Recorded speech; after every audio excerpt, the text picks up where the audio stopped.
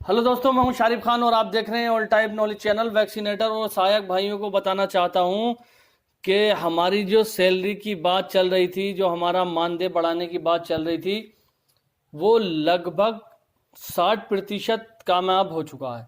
वो कैसे हो चुका है मैं बताऊंगा। ज़्यादातर लोगों ने ये जो मैं इस टाइम आपको लेटर दिखा रहा हूँ देख लिया होगा, जो लोग टेलीग्राम के और व्हाट्सएप के ग्रुप से जुड़े हुए हैं। जो लोग नहीं जुड़े हुए हैं पूरे भारत के, वो इस लेटर को मेरी वीडियो में देख लीजिए। इसमें लिखा गया है कि जल्द ही एफएमडी का जो दूसरा टीकाकरण है वो शुरू होने की जो है संभावना है।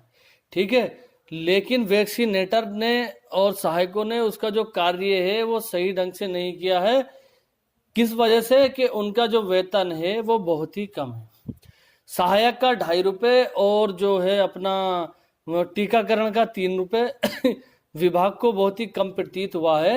तो उन्होंने क्या किया है कि जो दो मुख्य सचिव इस विभाग के बड़े वाले हैं, उन्होंने एक लेटर लिखा है ये वाला, और ये किसको भेजा है? जो मुख्य प्रमुख हैं, ठीक है, जो मुख्य प्रमुख हैं पशुपालन विभाग के भारत सरकार के, उनको लिखा है और ये मांग की है कि उनका जो मानदेय है वो 10 रुपये कर दिया जाए। अब अब आप लोग ये सोच रहे होंगे कि हम 10 रुपये प्रति टीका पे जो है मतलब सेटिस्फाई हैं।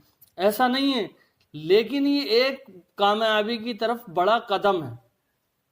समझ रहे हो बात?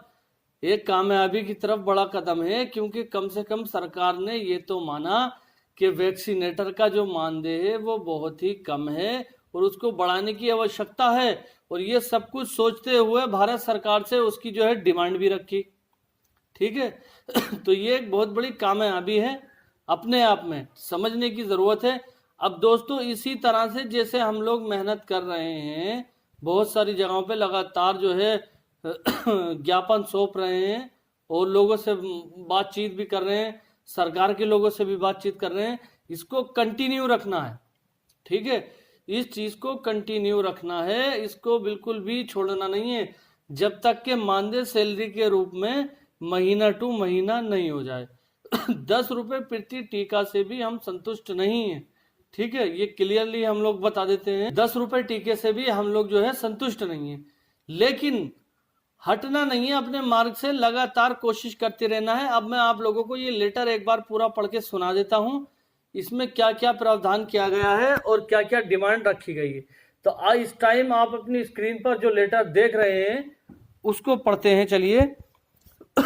ये लिखा है निदेशक रोग नियंत्रण एवं क्षेत्र पशुपालन विभाग उत्तर प्रदेश लखनऊ ने।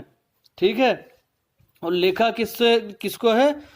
संयुक्त सचिव LH मत्स्य पशुपालन एवं डेयरी विभाग भारत सरकार नई दिल्ली, यानी कि लखनऊ द्वारा लिखा गया है और भारत सरकार को लिखा गया है। ठीक है, सेंट्रल गवर्नमेंट से मांग करी है। और इसकी डेट है 24 तारीख मार्च की, 24 तारीख को। ठीक है, तो अब शुरू करते हैं। कृपया उपरोक्त विषय अवगत कराना है कि राष्ट्रीय पशु रोग नियंत्रण कार्यक्रम के अंतर्गत FMD का टीकाकरण का द्वितीय चरण शीघ्र ही प्रारंभ होने की संभावना है। उक्त के संबंध में अनुरोध है कि कुछ पॉइंट्स दे रखे हैं इसमें, जैसे कि पहला पॉइंट, राष्ट्रीय पशु रोग नियंत्रण कार्यक्रम के अंतर्गत प्रथम चरण के FMD टीकाकरण हेतु जो वैक्सीन आपूर्ति की गई थी और मानकों पर उचित प्रतीत नहीं होने के कारण जनपदों में निजी कोल्ड स्टोरेज में रखी गई है। मतलब जो FMD की जो हमें वैक्सीन दी गई थी उस वैक्सीन को निजी यानी कि प्राइवेट कोल्ड स्टोरेज के अंदर रख दिया गया है।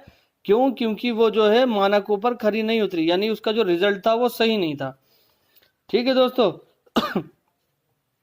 अब इसका जो है कोल्ड में रखा गया है, जिस पर निरंतर कोल्ड स्टोरेज का किराया खर्च हो रहा है।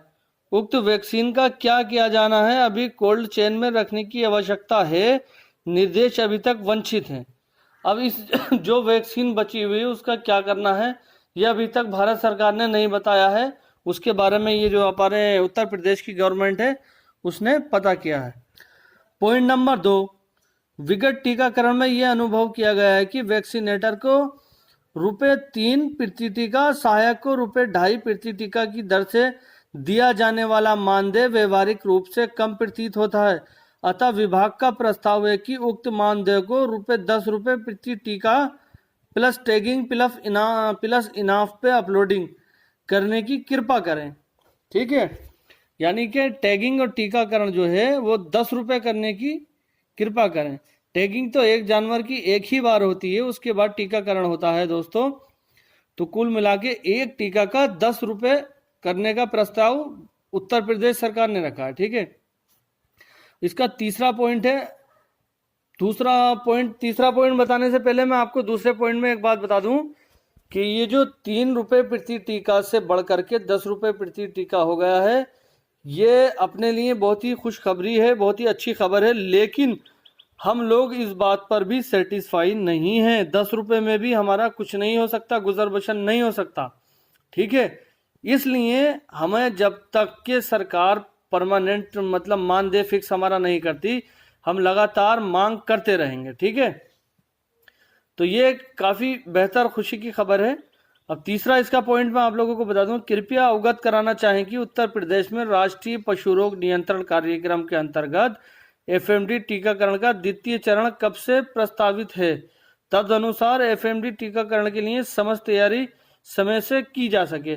और सेंटर से ये भी पूछा गया है तीसरे पॉइंट के अंदर कि एफएमडी का जो तीसरा चरण है, तीसरे पॉइंट के अंदर ये भी पूछा गया है भारत सरकार से कि एफएमडी का जो दूसरा चरण है वो कब से स्टार्ट करना है, टीकाकरण कब से शुरू कराना है। ठीक है, और चौथा पॉइंट इसमें जो पूछा गया है, साथ ही महोदय से अनुरोध है कि द्वितीय चरण प्रारंभ होने से पूर्व कोल्ड चेन के इंफ्रास्ट्रक्चर, कॉल सेंटर, लॉजिस्टिक आदि के लिए बजट मुक्त करने का कष्ट करें। ठीक है, जिससे समय पर उपरोक्त व्यवस्थाएं की जा सकें और जो है सारा सिस्टम बनाया जा सके। और इसका जो पांचवा पॉइंट है, आगामी ब्रुसेलियस जो होता है, ब्रुसेलियस के टीकाकरण के लिए विभाग के कर्मचारियों को प्रशिक्षण की भी आवश्यकता होगी, अतः प्रशिक्षण हेतु भी धनराशि उपलब्ध कराने का कष्ट करें।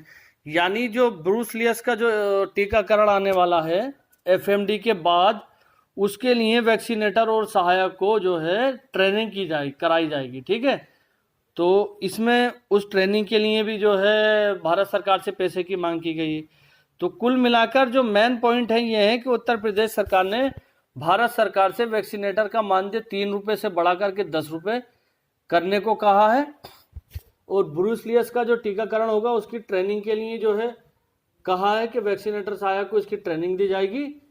ये सारी बातें जो है भारत सरकार के सम्मुख उत्तर प्रदेश सरकार ने, पशुपालन विभाग ने रखी हैं। तो दोस्तों मेरा काम था इस जानकारी को आप लोगों तक पहुंचाना। अब आपका काम है कि इस वीडियो को मेरी सब जगह शेयर कर दें, ताकि जितने भी वैक्सीनेटर और सहायक भाई हैं सबको ये अच्छे तरीके से समझ में आ सके। तो जो मेरा भाई चैनल पर पहली बार आया है, चैनल को सब्सक्राइब करके बेल आइकन पर ऑल का बटन जरूर सिलेक्ट करना। फिर मिलूंगा एक नई वीडियो के साथ, तब तक के लिए जय हिंद, जय भारत।